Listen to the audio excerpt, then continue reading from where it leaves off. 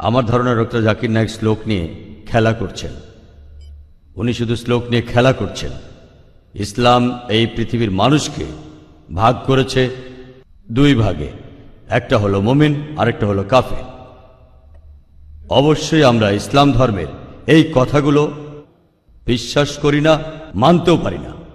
তাই ইসলাম ধর্ম যেভাবে আমাদের উপর সর্বজনীন ভ্রাতৃত্বকে চাপিয়ে দিচ্ছে, সেটা আসলে কখনোই সম্ভব না। ইসলাম মানুষের মধ্যে শুধু বিভেদ তৈরি করে। তাদের মধ্যেও আছে শিয়া, সুন্নি, এছাড়াও ইসলামে আরো 70টা গোত্র আছে।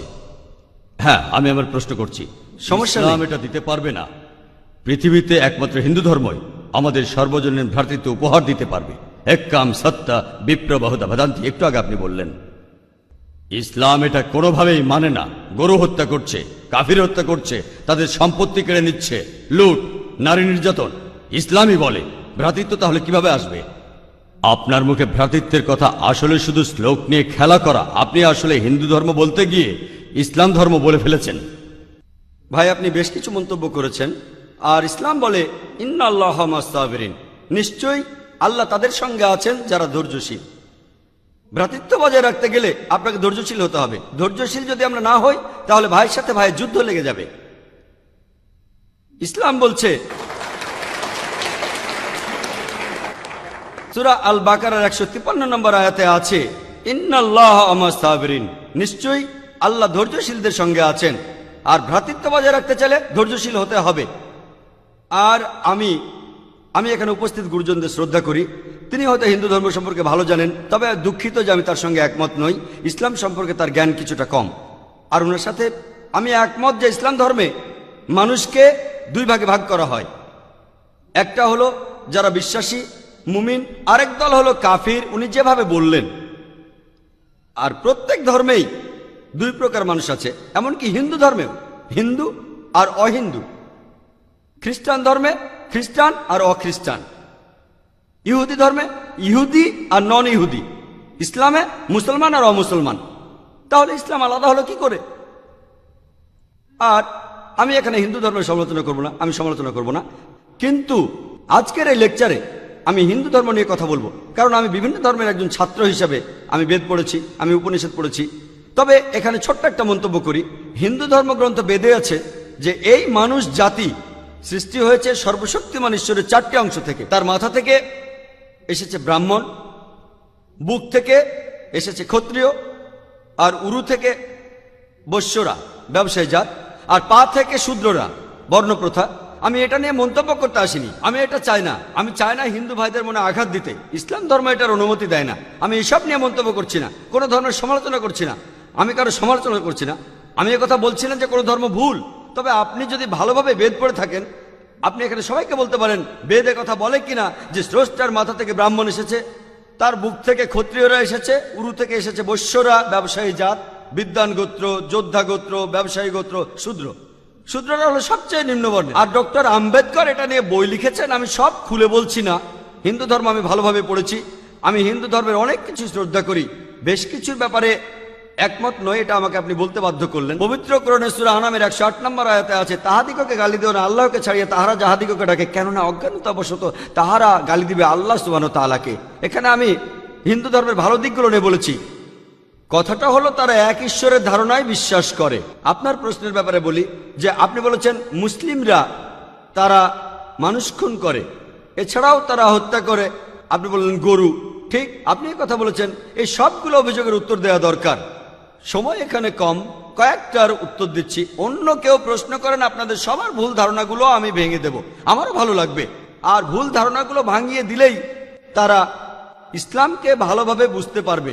এজন্য আমার লেকচারে সবসময় একটা প্রশ্নোত্তর পর্ব থাকে। আর আমরাও বলি যখন কেউ সমালোচনা করে আমারও ভালো লাগে।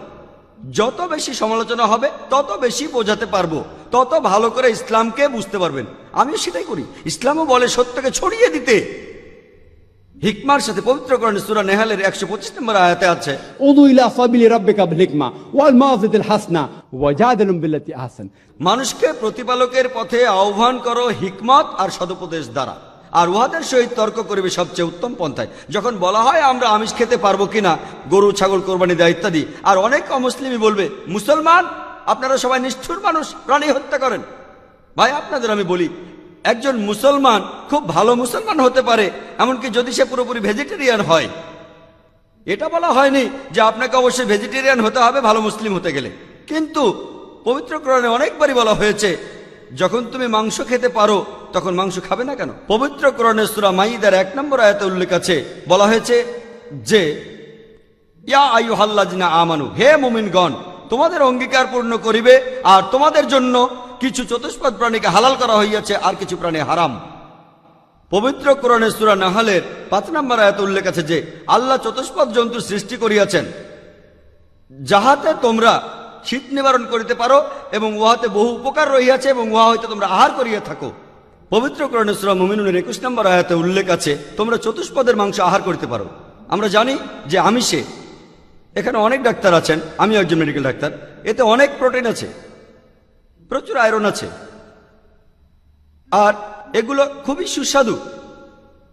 আর এইসব আমিষ জাতীয় খাবারে আপনি যে প্রোটিন পাবেন, এই পরিমাণ প্রোটিন আর কোথাও পাবেন না, আপনি পাবেন না। নিরামিষের মধ্যে সয়াবিনে আপনি সবচেয়ে বেশি প্রোটিন পাবেন, সেটাও আমিষের প্রোটিনের চেয়ে অনেক কম। আর এবার আমি গরু হত্যা নিয়ে কিছু কথা বলি। যদি হিন্দু ধর্মগ্রন্থগুলো পড়েন, আমি এখানে কোন ধর্মের সমালোচনা করছি না, ভাই একটা প্রশ্ন করেছেন তাই আমাকে সত্য কথাটা বলতে হবে। হিন্দু ধর্মে আমিষ খাওয়ার অনুমতি দেওয়া হয়েছে। হিন্দু ধর্মগ্রন্থে দেখবেন সাধুসন্তরা আমিষ জাতীয় খাদ্য খায়, এমনকি গরুর মাংস। পরবর্তীতে অন্যান্য বেশ কিছু ধর্মের প্রভাবে, যেমন ধরুন জৈন ধর্ম ইত্যাদি, মানুষের উপর অহিংসার দর্শনের প্রভাব এসে পড়ল, তারা প্রাণী হত্যা বাদ দিল, তারা এই দর্শনটাকে তাদের জীবনধারায় যোগ করলো। তবে ইসলাম ধর্ম প্রাণীদের অধিকারের কথা বলে থাকে। শুধু প্রাণীদের অধিকার নিয়ে আমি একটা লেকচার দিতে পারি। পবিত্র কোরআনে আছে পশুর উপর বেশি বোঝা চাপিও না, তাদের প্রতি সদয় হও, তাদের খাদ্য দাও, কিন্তু প্রয়োজনে তোমরা তাদের মাংসও খাইতে পারো। আর যদি আপনি অন্যান্য ধর্মগুলো ভালোভাবে দেখেন, অনেকে আমিষ খেতে বারণ করেছে। এই দর্শনের ভিত্তিটা হলো এই যে আপনি প্রাণী হত্যা করবেন না, কারণ তাদের জীবন আছে, সে কারণে আমিষ খাওয়াটা অন্যায়। আমি এর সাথে একমত। যদি কোনো মানুষের পৃথিবীতে মানুষ হত্যা না করে থাকে, সেখানে আমিই থাকবো সবার উপরে। সর্বজনীন ভ্রাতৃত্ব হিন্দু ধর্মে আছে যে সব প্রাণী আপনার ভাই। প্রত্যেক প্রাণী, হোক সে সাপ, পাখি অথবা পতঙ্গ। আমি আপনাদের একটা প্রশ্ন করছি যে কোন মানুষটা হাজার হাজার ভাইকে না মেরেও 5 মিনিটের জন্য বেঁচে থাকতে পারে? এখানে যারা মেডিকেল সায়েন্স পড়েছেন তারা ভালো বুঝতে পারবেন যে আপনারা যখন নিঃশ্বাস নেন তখন আপনার শরীরে প্রচুর ময়লা জীবাণু ঢুকে, সেগুলোকে মেরে ফেলেন। তার অর্থ এই ধর্মে বাঁচার জন্য আপনার ভাইদের আপনি মেরে ফেলছেন।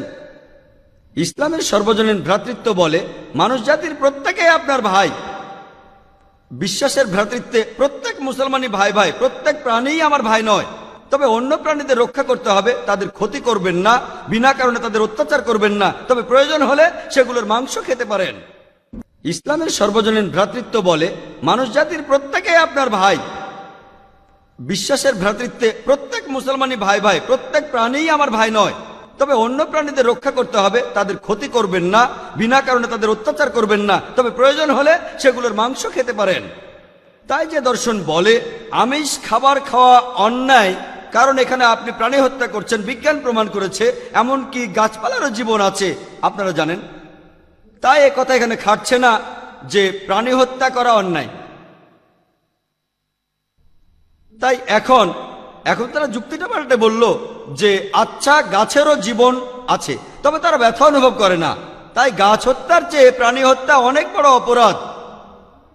আর আজকের দিনে বিজ্ঞান উন্নত হয়েছে, আমরা জানি গাছও ব্যথা অনুভব করে, এমনকি গাছও কাঁদতে পারে, গাছেরও ভালো লাগতে পারে। তাই গাছ ব্যথা অনুভব করে না, এটা টিকলো না। এখানে ব্যাপারটা হলো যে গাছের কান্না মানুষ শুনতে পায় না, কারণ মানুষ কানে যে শব্দ শোনে সেটা সীমা 20 সাইকেল পার সেকেন্ড থেকে 20,000 সাইকেল পার সেকেন্ড। এই সীমার মধ্যে কিছু হলে মানুষ সেটা শুনতে পায়, এই সীমার নিচে বা উপরে মানুষ কিছু শুনতে পায় না। যেমন ধরুন কেউ যদি ডগ হুইসেল বাজায়, ডগ হুইসেল চেনেন, যেটাকে বলে সাইলেন্ট ডগ হুইসেল। যখন কেউ এই হুইসেল বাজায়, এটা সীমা হচ্ছে 20,000 সাইকেল পার সেকেন্ডের উপরে, 40,000 সাইকেল পার সেকেন্ডের নিচে। কুকুর 40,000 সাইকেল পার সেকেন্ড পর্যন্ত শুনতে পায়। তাই কেউ যদি হুইসেল বাজায়, কুকুর হুইসেলটা শুনতে পারে কিন্তু মানুষ শুনতে পায় না। এটাকে বলা হয় সাইলেন্ট ডগ হুইসেল। একইভাবে গাছপালার যে কান্নাকাটি আমরা মানুষরা কিছুই শুনতে পাই না, তবে গাছও কাঁদে, তারাও ব্যথা অনুভব করে। আমাদের একজন ভাই বললেন, যিনি বিষয়টা নিয়ে বেশ তর্ক করছিলেন, আর আমাকে বললেন, ভাই জাকির, আপনার কথা আমি মেনে নিলাম যে গাছপালারও জীবন আছে, তারাও ব্যথা অনুভব করে, তবে আপনি কি জানেন যে গাছের দুটো ইন্দ্রিয় কম আছে, তাদের 3টা ইন্দ্রিয় আছে, পশু পাখির ইন্দ্রিয় আছে 5টি। তাই গাছপালা হত্যার চেয়ে পশু হত্যা করা অনেক বড় অন্যায়। আমি তাকে বললাম যে ভাই, ধরুন আপনার একজন ছোট ভাই আছে, সে ছোটবেলা থেকে বোবা আর কালা, দুটো ইন্দ্রিয় কম। সে বড় হওয়ার পরে কেউ একজন তাকে খুন করে ফেললো, আপনি কি বিচারককে বলবেন, ও মি লর্ড, এই খুনিকে কম শাস্তি দিন কারণ আমার ভাইয়ের দুটো ইন্দ্রিয় কম ছিল? এই কথাই বলবেন? আপনি বলবেন, ও মি লর্ড, তাকে দ্বিগুণ শাস্তি দিন কারণ সে একজন নিষ্পাপ মানুষকে হত্যা করেছে। তাই ইসলামে এটা কোনো যুক্তি নয় যে 2 বা 3টা ইন্দ্রিয়। পবিত্র কোরআনে সূরা বাকারার 168 নম্বর আয়াতে আছে, যে বৈধ খাদ্যবস্তু আছে তাহা তোমরা আহার করো। তার অর্থ যেগুলো বৈধ আর হালাল খাবার সেগুলো খেতে পারো। আর এ কারণে আপনারা দেখতে পাবেন যে গবাদি পশু, আল্লাহ সুবহানাহু ওয়া তাআলার ইচ্ছায় গবাদি পশু বংশ বিস্তার করে বেশ তাড়াতাড়ি, মানুষ এবং অন্যান্য পশুর তুলনায় বেশ তাড়াতাড়ি দ্রুত বংশ বিস্তার করে। যদি আপনার কথা মেনে নেই যে মানুষ কোনো গবাদি পশু খাবে না, তাহলে পৃথিবীতে গবাদি পশুর পরিমাণ অনেক বেড়ে যাবে, অনেক বাড়বে। আর বললেন গরু হত্যা করা, এ নিয়ে বই লিখেছেন মৌলানা আব্দুল করিম পারেক। গো হত্যা, গরু কোরবানি কে জন্য দায়ী? যদি ভালোভাবে দেখেন, যারা চামড়া নিয়ে ব্যবসা করে, গরুর চামড়া, মুসলিম অমুসলিম উভয়ই আছে, চামড়া, গরুর চামড়া, তারা এটা করে। তাই এটা থেকে যারা উপকার পাচ্ছে এই গোহত্যা থেকে, তাদের মধ্যে মুসলিমদের চেয়ে অমুসলিমরাই বেশি। তাই যদি ইতিহাস ভালোভাবে জানেন আর যুক্তিও ভালোভাবে বোঝেন, আমরা জানি আল্লাহ বলেছেন যে বৈধ খাদ্যবস্তু আছে তাহা তোমরা আহার করো, যদি এটা খান এতে কোনো সমস্যা নেই। এছাড়াও যদি ভালোভাবে দেখেন, তৃণভোজী প্রাণীর দাঁতগুলো যদি দেখেন, গরু, ছাগল, ভেড়া, তারা শুধু শাকসবজি খায়, তাদের দাঁতগুলো সব সমান। যদি আপনারা মাংসাশী প্রাণীর দাঁতগুলো ভালোভাবে খেয়াল করেন, সিংহ, বাঘ, চিতাবাঘ, তাদের দাঁতগুলো খুব সুচালো, তারা শুধু মাছ মাংস খায়। যদি আপনি মানুষের দাঁত দেখেন, আয়নায় আপনার নিজের দাঁত দেখতে পারেন, আমাদের সুচালো দাঁত আছে, সমান দাঁতও আছে। যদি সর্বশক্তিমান ঈশ্বর আমাদের শুধু নিরামিষই খেতে বলতেন, তাহলে আমাদের সুচালো দাঁত দিলেন কেন? কেন? আমিষ খাওয়ার জন্য? যদি আপনারা তৃণভোজী প্রাণীদের পরিপাকতন্ত্র ভালোভাবে খেয়াল করেন, গরু, ছাগল, ভেড়া, তাদের পরিপাকতন্ত্র শুধু নিরামিষই হজম করতে পারে। মাংসাশী প্রাণীগুলোর পরিপাকতন্ত্র, বাঘ, সিংহ, চিতাবাঘ, তারা শুধুমাত্র আমিষ হজম করতে পারে। আর আমাদের মানুষের পরিপাকতন্ত্র আমিষ নিরামিষ দুটোই হজম করতে পারে। যদি সর্বশক্তিমান ঈশ্বর আমাদের শুধু নিরামিষই খেতে বলতেন, তাহলে কেন এমন পরিপাকতন্ত্র দিলেন যেটা আমিষ নিরামিষ দুটোই হজম করতে পারে? তাই বিজ্ঞান নিয়ে যদি পরীক্ষা করেন, সৃষ্টিকর্তা আমাদের আমিষ নিরামিষ দুটোই খাওয়ার অনুমতি দিয়েছেন। আশা করি উত্তরটা পেয়েছেন।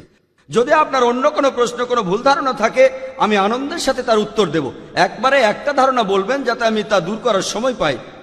আপনাকে ধন্যবাদ। كذبت عاد المرسلين إذ قال لهم أخوهم هود ألا تتقون إني لكم رسول أمين فاتقوا الله وأطيعون